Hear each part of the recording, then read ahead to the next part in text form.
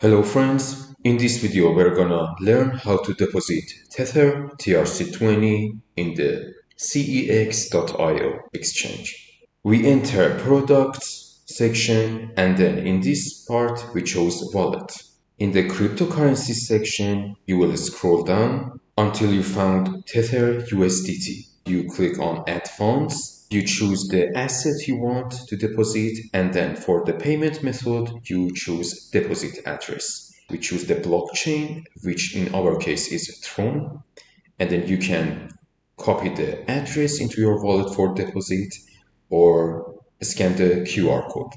Pay attention that the minimum deposit for Tether TRC20 is $5 and for the minimum withdrawal is $10. And to check our transaction history, we choose products and then we go to wallet again. In the transaction history, you can see that our Tether TRC20 was successfully deposited. Good luck.